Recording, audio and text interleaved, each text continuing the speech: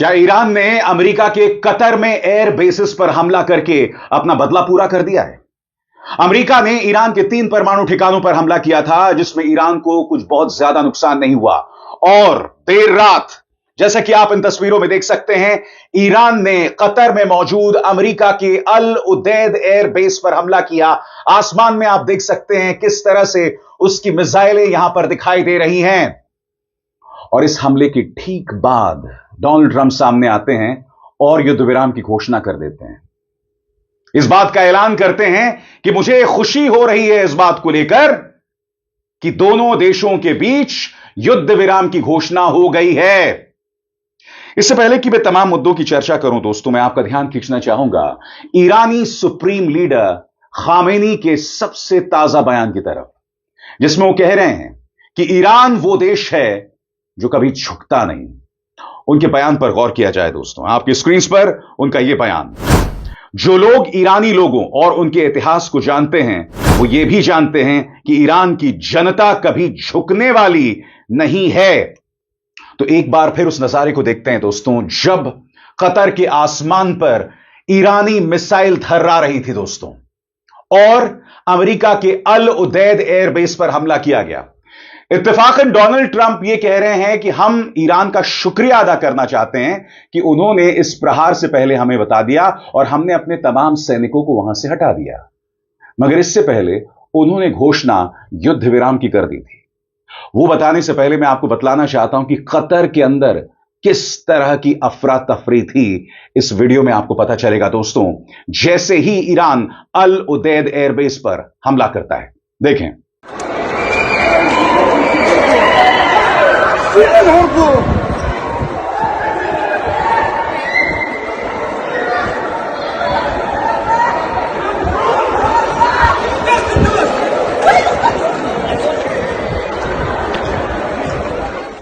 इस हमले के ठीक बाद डोनाल्ड ट्रंप जो है वो ये ऐलान करते हैं, जिसमें वो ईरान और इस्राएल में युद्ध विराम की घोषणा कर देते हैं। इससे पहले कि मैं पढ़ूं आपके सामने उन्होंने क्या कहा, कभी कभी मुझे लगता है कि डोनाल्ड ट्रंप एक सुलझे हुए, एक परिपक्व यानी मैच्योर आदमी नहीं है। वो एक मैन चाइल्ड हैं, यानी कि एक बुजुर्ग, एक वयस्क के जिस्म में फंसा हुआ एक छोटा सा बच्चा, जो कभी हमला कर देता है, कभी कहता है कि मैं ईरान को नेस्तनाबूद कर दूंगा, कभी कहता है कि मैं उसे दुनिया के नक्शे से हटा दूंगा, और फिर वो इस तरह से युद्ध विराम की घोषणा कर देते हैं। यह अमेरिका का दुर्भाग्य है दोस्तों कि डोनाल्ड ट्रंप जैसा शख्स उनका राष्ट्रपति है। बहरहाल, मैं आपको बतलाना चाहता हूं कि उन्होंने क्या ऐलान किया है, और हां, मैं आपको बताऊंगा कि क्या कह रहे हैं ईरानी विदेश मंत्री। उनके शब्दों में, इस वक्त हम युद्ध विराम पर एतबार नहीं कर रहे हैं, हम इस्राएल की तरफ से देखेंगे। अगर इस्राएल बाज आएगा तब जाकर हम युद्ध विराम की घोषणा करेंगे। क्या कहा डोनाल्ड ट्रंप ने, इस पर गौर किया जाए। सभी को बधाई, इस्राएल और ईरान के बीच पूरी तरह सहमति बन गई है और अब एक पूरी और अंतिम सीज फायर लागू होगी लगभग 6 घंटे से, जब इस्राएल और ईरान अपने जारी अंतिम मिशन पूरे कर लेंगे। इसके बाद 12 घंटे की सीज फायर शुरू होगी और उसके बाद इस युद्ध को आधिकारिक रूप से समाप्त माना जाएगा।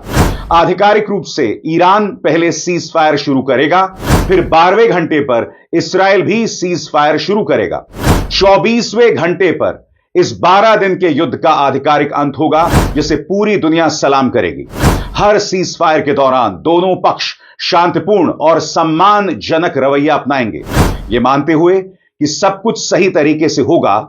मैं इस्राएल और ईरान दोनों देशों को इस युद्ध को खत्म करने की हिम्मत, धैर्य और समझदारी के लिए बधाई देना चाहता हूं। इस युद्ध को हम 12 दिन का युद्ध कह सकते हैं। यह ऐसा युद्ध था जो सालों तक चल सकता था और पूरे मिडिल ईस्ट को तबाह कर सकता था, लेकिन ऐसा हुआ नहीं और अब कभी नहीं होगा। ईश्वर इस्राएल को आशीर्वाद दे, ईश्वर ईरान को आशीर्वाद दे, ईश्वर मिडिल ईस्ट को आशीर्वाद दे, ईश्वर अमेरिका को आशीर्वाद दे और ईश्वर पूरी दुनिया को आशीर्वाद दे। डोनाल्ड ट्रंप का यह बयान था। मगर बड़ा प्रश्न दोस्तों, क्या डोनाल्ड ट्रंप ने इस बात की घोषणा इसलिए की क्योंकि ईरान लगातार उसके बेसिस पर हमले करने की ठान चुका था? हालांकि अल उदैद एयरबेस पर जो हमला हुआ उसे मैं काफी हद तक एक फिक्स्ड मैच मानूंगा, क्योंकि अल उदैद एयरबेस है कहां? कतर। कतर और ईरान के रिश्ते कैसे हैं? सौहार्दपूर्ण, दोस्ती वाले। यानी कि ईरान यह संदेश देना चाहता था कि क्योंकि तुमने हमारे परमाणु ठिकानों पर हमला किया, हमें ज्यादा नुकसान नहीं हुआ, कोई जान माल का नुकसान नहीं हुआ, लिहाजा हम भी अपनी जनता को बताने के लिए तुम्हारे सैनिक बेस पर हमला करेंगे। और इस हमले के बाद ईरान ने क्या घोषणा की थी? कुरान की आयत का इस्तेमाल करके इस पर भी गौर किया जाए। जिसने तुम पर हमला किया है, तुम भी उस पर वैसे ही हमला करो जैसा उसने किया है।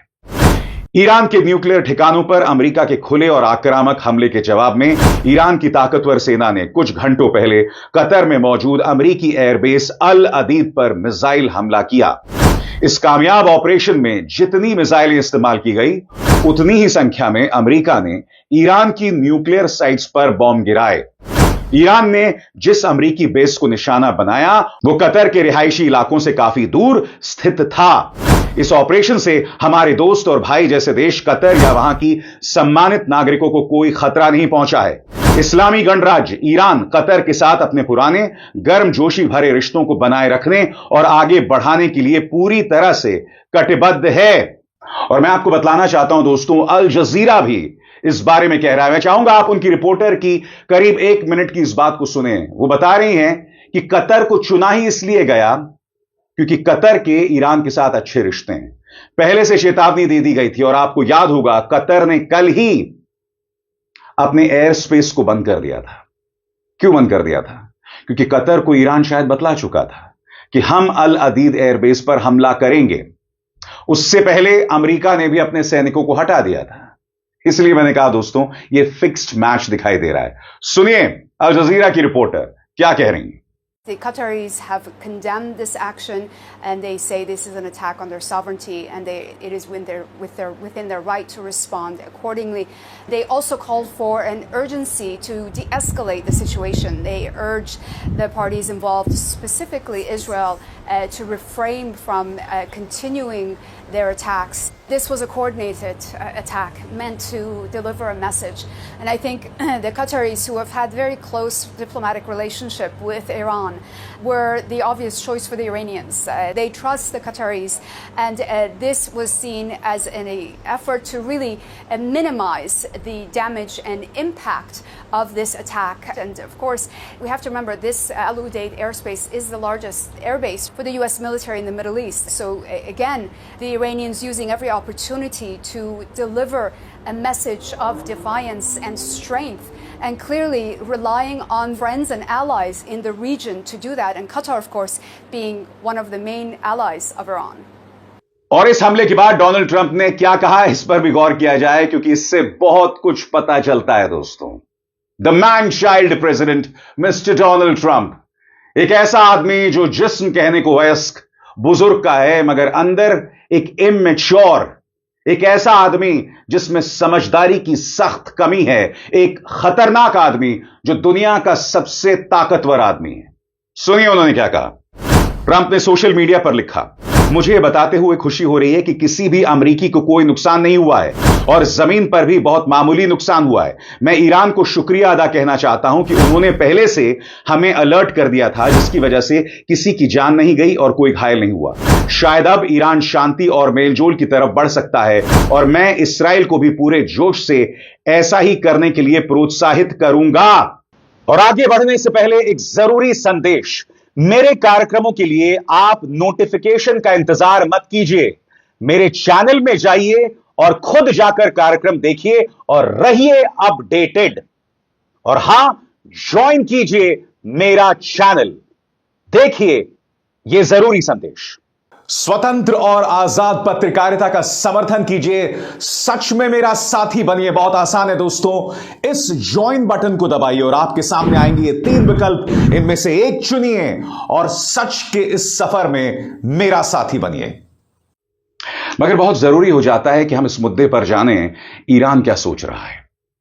ईरान की निगाह इस्राएल पर है और ईरान कह रहा है कि हम इस युद्ध विराम को इस वक्त नहीं मान रहे हैं। क्यों? क्योंकि हम देखना चाहेंगे कि इस्राएल किस तरह का रवैया अपनाता है। आपको याद होगा दोस्तों, ऑपरेशन सिंदूर जब हुआ था, युद्ध विराम की घोषणा कर दी गई थी, मगर आपको याद होगा उसी रात पाकिस्तान ने कश्मीर पर हमले किए थे, श्रीनगर पर हमले किए थे। कहीं ना कहीं ईरान भी पाकिस्तान जैसा है, इन दोनों में कोई फर्क नहीं है। और इसके लिए मैं आपका ध्यान खींचना चाहूंगा क्या कह रहे हैं ईरानी विदेश मंत्री अराक्ची। आपकी स्क्रीन पर उनका ये ट्वीट आप देख रहे हैं, जिसका मैं हिंदी में अनुवाद कर रहा हूं।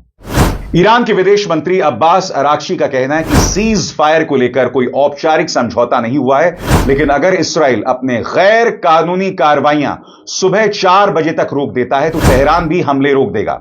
यह बयान तब आया है जब अमेरिकी राष्ट्रपति डोनाल्ड ट्रंप ने दावा किया कि इसराइल और ईरान के बीच 12 दिन की जंग खत्म करने के लिए सीज फायर पर सहमति बन गई है। और हुआ भी वही, जैसा कि आप इस मानचित्र में देख रहे हैं। यह जो पूरा लाल हिस्सा है, यह तेल अवीव के आसपास का हिस्सा है, जहां पर ईरान ने मिसाइल से हमले किए। यह पूरा रेड हिस्सा जो है वो बतलाता है कि किस तरह से ईरान ने युद्ध विराम के बावजूद इसराइल पर हमले जारी रखे हैं, और इसराइल भी लगभग यही कर रहा है। इजरायली डिफेंस फोर्सेस ने इस बात का ऐलान अपने ऑफिशियल ट्विटर हैंडल पर भी किया। उनके 2 संदेश हैं आपकी स्क्रीन पर। पहला संदेश, for the third time in the last hour Israelis are currently running to shelter due to another missile launch from Iran. यानी कि तीसरी बार, पिछले 1 घंटे में तीसरी बार आम इसराइली जो है वो अपनी जान बचाने के लिए दौड़ रहा है, क्योंकि ईरान एक और मिसाइल हमला कर रहा है। साथ ही इजरायली डिफेंस फोर्सेस ने इस बात का भी ऐलान किया कि सायरन की आवाजें आ रही हैं, क्योंकि ईरान ने एक और मिसाइल हमला कर दिया है।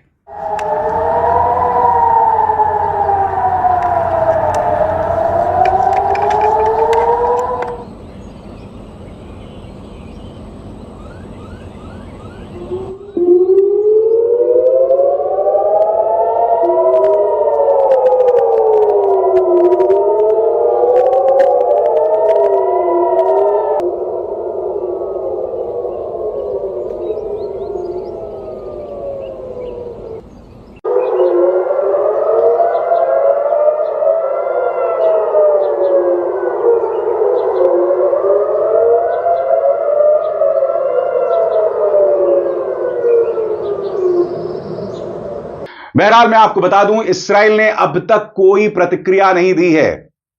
इसीलिए अराक्ची कह रहे हैं कि पहले हम देखना चाहेंगे कि इसराइल क्या करेगा, उसके बाद ही हम कोई कदम उठाएंगे। और इसराइल पर बिल्कुल भी एतबार नहीं किया जा सकता इस संदर्भ में, आप जानते हैं। बड़ा प्रश्न, क्या ईरान इसलिए सहमत हो गया क्योंकि उसकी मिलिट्री ताकत, सैनिक ताकत कम हो रही थी? CIA के पूर्व निदेशक लियोन पेनेटा का यह बयान बहुत महत्वपूर्ण है। हालांकि यह बयान पूरी तरह से अमेरिका के लिहाज से है, क्योंकि लियोन पेनेटा जो हैं वो उस वक्त CIA के डायरेक्टर थे जब बराक ओबामा राष्ट्रपति हुआ करते थे। और लियोन पेनेटा क्या कहते हैं, इस पर गौर किया जाए दोस्तों। पूर्व CIA चीफ लियोन पेनेटा, जो ओबामा के वक्त CIA डायरेक्टर और डिफेंस सेक्रेटरी रह चुके हैं, उन्होंने कहा कि ईरान की नर्म प्रतिक्रियाएं दिखाती हैं कि शायद उनकी जवाब देने की क्षमता काफी हद तक कमजोर हो चुकी है। साथ ही उन्होंने यह भी कहा कि यह एक इशारा हो सकता है कि ईरान अब शायद इस जंग को और ज्यादा नहीं बढ़ाना चाहता, चाहे वो इसराइल के साथ हो या अमेरिका के साथ। आपके जहन में एक सवाल होगा कि जिस अल उदीद अमेरिकी सैनिक बेस पर ईरान ने हमला किया, उसके मायने क्या हैं? वहां आमतौर पर कितने सैनिक होते हैं? और इस बात की जानकारी खुद ट्रंप ने दी, जो मैं आपको बताना चाहता हूं, जिससे आपको काफी कुछ पता चलेगा कि यह बेस सांकेतिक तौर पर, प्रतीकात्मक तौर पर, सिंबॉलिकली कितना इंपॉर्टेंट, कितना महत्वपूर्ण है। गौर करें, ट्रंप ने बताया कि ईरान ने उस बेस पर 14 मिसाइलें दागी, जो एक बड़ा ठिकाना था, और वहां अमेरिका की सेंट्रल कमांड का फॉरवर्ड हेडक्वार्टर्स मौजूद है। यह बेस ईरान और अफगानिस्तान की जंग के दौरान अमेरिका का एक अहम ऑपरेशन पॉइंट था। फिलहाल वहां करीब 8000 अमेरिकी सैनिक तैनात हैं, जो पहले जंग के वक्त करीब 10,000 हुआ करते थे। ट्रंप ने कहा ईरान की 13 मिसाइलों को अमेरिका की एयर डिफेंस सिस्टम ने मार गिराया, और एक मिसाइल को जानबूझकर नहीं रोका गया क्योंकि वो एक ऐसी दिशा में जा रही थी जहां किसी को कोई खतरा नहीं था। यह ठिकाना क्यों है खास? जैसा कि मैंने आपको बताया, यहां करीब 10,000 अमेरिकी सैनिक होते हैं उस वक्त जब हालात तनावपूर्ण होते हैं, जब हालात युद्ध जैसे होते हैं। यह बेस क्यों इंपॉर्टेंट है, इस पर भी गौर किया जाए। कतर की राजधानी दोहा के करीब मौजूद अल उदैद एयरबेस मध्य पूर्व में अमेरिकी सेंट्रल कमांड के एयर ऑपरेशंस का मुख्यालय है। इसमें करीब 8,000 अमेरिकी सैनिक मौजूद होते हैं। इस एयरबेस के जरिए ब्रिटेन के सैनिकों का भी रोटेशन होता है। मौजूदा समय में यह एयरबेस इराक में अमेरिकी अभियानियों के लिए हेडक्वार्टर का काम करती है और यह इलाके में अमेरिकी साजो सामान का केंद्र भी है। इस एयरबेस में खाड़ी के क्षेत्र की सबसे लंबी एयर लैंडिंग स्ट्रिप भी है। कतर ने अमेरिका को साल 2000 में यह एयरबेस दी थी। साल 2000 यानी 25 साल हो चुके हैं इस एयरबेस को, और यह कतर ने अमेरिका को तोहफे के तौर पर दिया था। यह है इसके मायने, और इसीलिए ईरान ने इस पर हमला किया था, जहां पर बहुत ज्यादा नुकसान नहीं हुआ है। मगर एक और खबर है जिस पर गौर किया जाना चाहिए। इराक के एक एयर बेस पर हमला हुआ है। अब तक किसी ने इसकी जिम्मेदारी नहीं ली है। ईरान ने इसकी जिम्मेदारी नहीं ली है। ओसेंट डिफेंडर ने दोस्तों यह तस्वीर पेश की है और उसमें वो कह रहे हैं कि इराकी चैनल्स रिपोर्ट कर रहे हैं कि जो इमाम अली एयरबेस है सदर्न इराक में, यहां पर हमला हुआ है और यह एक अमेरिकी एयरबेस है। यह एक अमेरिकी एयरबेस है जिसे इमाम अली एयरबेस कहा जाता है। किसने हमला किया? इस वक्त जब मैं आपसे बात कर रहा हूं तो किसी बड़े न्यूज चैनल ने इसे रिपोर्ट नहीं किया है। मैं स्पष्ट कर दूं, इस बात की पुष्टि नहीं हो सकती, मगर बड़े पैमाने पर इराकी न्यूज चैनल यह रिपोर्ट कर रहे हैं कि इमाम अली एयरबेस, जो कि अमेरिकी सेना का एयरबेस है, वहां पर हमला हुआ है। और इस बारे में मैंने आर्टिफिशियल इंटेलिजेंस ग्रॉक से सवाल किया और उनसे पूछा कि इस खबर की क्या विश्वसनीयता है। तो इसके जवाब में ग्रॉक ने मुझे क्या कहा, क्योंकि देखिए दोस्तों, दावा यह किया जा रहा है कि एक और अमेरिकी एयरबेस पर हमला किया गया है और उसके ठीक बाद डोनाल्ड ट्रंप युद्ध विराम का ऐलान कर देते हैं। कहने का अर्थ साफ है दोस्तों, डोनाल्ड ट्रंप डरे हुए हैं। उन्हें इस बात का डर है कि ईरान और उससे जुड़ी संस्थाएं, उससे जुड़ी प्रॉक्सीज अमेरिकी बेसिस पर हमला कर सकते हैं। तो जैसे मैंने कहा कि मैंने ग्रॉक से सवाल पूछा और ग्रॉक ने क्या जवाब दिया, इस पर गौर किया जाए। मंगलवार 24 जून 2025 को सुबह 7:07 अभी तक ना तो अमेरिका, ना इराक और ना ही ईरान की तरफ से कोई आधिकारिक पुष्टि या ठोस सबूत मिले हैं कि ईरान ने सीधे तौर पर आज इमाम अली एयरबेस पर हमला किया हो। हालांकि उपलब्ध जानकारी और संदर्भ के आधार पर इसे हम थोड़ा सरल भाषा में समझते हैं। पहला, इमाम अली एयरबेस पर रिपोर्टेड घटना। ओसेंट डिफेंडर नाम के एक्स अकाउंट ने 1:08 पर एक पोस्ट में दावा किया कि इराकी चैनल्स के मुताबिक दक्षिणी इराक के धीकार गवर्नरेट में स्थित इमाम अली एयरबेस पर एक और एयर डिफेंस रडार को टारगेट किया गया है। अगर यह सही है तो यह उस रात का चौथा अमेरिकी इराकी सैन्य बेस होगा जिस पर ड्रोन हमला हुआ है और दूसरा एयर डिफेंस रडार जो तबाह किया गया है। उस पोस्ट में एक तस्वीर भी है जिसमें कोई ढांचा नारंगी रोशनी में दिखाई दे रहा है। संभवतः हमला या आग लगने की ओर इशारा कर रहा है, लेकिन सिर्फ तस्वीर से कुछ तय नहीं होता। हालांकि मैं आपको बता दूं दोस्तों, कई जगह पर इमाम अली एयरबेस पर हमले के कई वीडियोस भी तैर रहे हैं। हालांकि ये वीडियो 2020 के भी हो सकते हैं, जब अमेरिकी एयरबेस पर हमला किया गया था और उसमें कई अमेरिकी सैनिक और ब्रितानी सैनिक मारे गए थे। ग्रॉक आगे क्या कहता है, इस पर भी गौर किया जाए। पोस्ट में टुनाइट, आज रात का जिक्र है, जो यूटीसी टाइम के हिसाब से है। इसका मतलब यह है कि यह घटना 23 जून की रात या 24 जून की तड़के घटी होगी। चूंकि भारत में उस समय सुबह 7 बजे था, यह घटना सिर्फ रात से लेकर आज सुबह तक किसी समय हो सकती है। और सबसे बड़ी बात, इस हमले की जिम्मेदारी किसी ने नहीं ली है, लिहाजा इसकी विश्वसनीयता पर सवाल उठ रहे हैं आपके स्क्रीन पर। पोस्ट में कहीं भी यह साफ नहीं लिखा गया है कि यह हमला सीधे ईरान ने किया है। इसमें सिर्फ यह कहा गया है कि बेस को ड्रोन से निशाना बनाया गया और यह हमला आमतौर पर ईरान समर्थित मिलिशिया जैसे कताइब हिजबुल्लाह द्वारा किए गए हमलों से मेल खाता है। कुछ एक्स यूजर्स ने इसराइल या ईरान से जुड़े प्रॉक्सी ग्रुप्स के शामिल होने की अटकलें भी लगाई हैं, लेकिन फिलहाल कोई पक्का सबूत नहीं है। जैसे मैंने कहा दोस्तों, ईरान से कई संगठन जुड़े हुए हैं, हमास, हिजबुल्लाह और यहां पर जैसा कि नाम लिया गया है कताइब हिजबुल्लाह। क्या इन्होंने हमला किया है? इसके अलावा एक और खबर, attack reported on Iraq's Balad military base, यानी कि इस तरह की खबरें सामने उभर कर आ रही थी। क्या डोनाल्ड ट्रंप इसी बात से घबराकर युद्ध विराम की घोषणा कर देते हैं? मैं फिर बता दूं दोस्तों, जो खबरें मैं आपके सामने पेश कर रहा हूं पूरी तरह से फैक्चुअल हैं।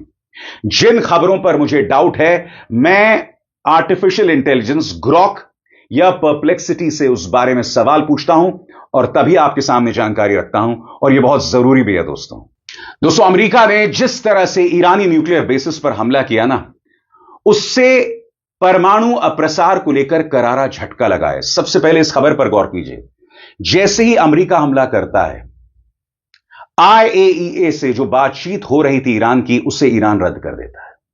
और यह अपने आप में बहुत बड़ा झटका है। इसकी जिम्मेदारी सिर्फ और सिर्फ एक शख्स के कंधों पर, जिसका नाम है डोनाल्ड ट्रंप, जिसने 12 दिनों बाद युद्ध विराम की घोषणा कर दी।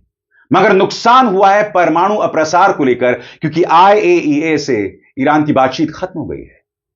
सबसे बड़ी बात, कई न्यूज चैनल्स ये रिपोर्ट कर रहे थे, जिसमें टाइम्स ऑफ इजराइल की भी खबर है, हालांकि उन्होंने बाद में उसे डिलीट कर दिया, हटा दिया। और इस खबर के मुताबिक इस्राइल और अमेरिका दोनों ईरान के साथ युद्ध विराम की कोशिशों में लगे हुए थे। इस्राइल चाहता था कि युद्ध विराम हो जाए, क्योंकि उसके इंटरसेप्टर्स खत्म हो रहे थे, उसके मिसाइल्स खत्म हो रहे थे। और मैं आपको बतलाना चाहता हूं, जिस खबर को टाइम्स ऑफ इजराइल ने हटा दिया है, उस खबर में क्या जानकारी थी जो अब मैं आपके सामने रख रहा हूं। इस्राएली अधिकारियों का कहना है कि उन्हें लगता है कि वर्तमान सैन्य ऑपरेशन अब खत्म होने के करीब है और अगले कुछ दिनों में ईरान के बचे हुए टारगेट्स पर हमले पूरे कर लिए जाएंगे। उनका मकसद यह है कि ईरान पर दबाव बनाया जाए, ताकि वो फिर से बातचीत की टेबल पर लौटे और अपने न्यूक्लियर प्रोग्राम को हमेशा के लिए छोड़ने का वादा करे। सोमवार को ईरान ने इस्राएल पर मिसाइल और ड्रोन से 21वीं बार हमला किया, जिससे कई शहरों को भारी नुकसान हुआ। और इन्हीं हमलों के बाद इस्राएल अमेरिका से बातचीत करता है कि युद्ध विराम की कोशिशों को तेज किया जाए। और अब आप देखेंगे दोस्तों, तेवर किस तरह से बदल रहे हैं। याद कीजिएगा डोनाल्ड ट्रंप ने क्या कहा था, कि वो चाहते हैं कि ईरान में सत्ता परिवर्तन हो जाए, यानी कि खामेनी को अपदस्थ कर दिया जाए। याद कीजिएगा, इस्राएल ने तो यह भी पेशकश की थी कि खामेनी को, ईरानी सुप्रीम लीडर खामेनी को मौत के घाट उतार दिया जाए। मगर अब अमेरिका के तेवर पलट गए। जेडी वैंस एक इंटरव्यू में कह रहे हैं कि यह हमारा फैसला नहीं है कि ईरान में सत्ता परिवर्तन हो, यह फैसला वहां की जनता करेगी। आप सब जानते हैं दोस्तों, ईरान में डेमोक्रेसी है नहीं, वहां जनता क्या फैसला करेगी। सुनिए जेडी वैंस के बदले हुए तेवर। Well, I think what the president is saying very clearly, Brett, is if the Iranian people want to do something about their own leadership, that's up to the Iranian people. What the American national security interest here is very simple. It's to destroy the nuclear program. That's what we've done. And now that the 12-day war appears to be effectively over, we have an opportunity, I think, to restart a real peace process.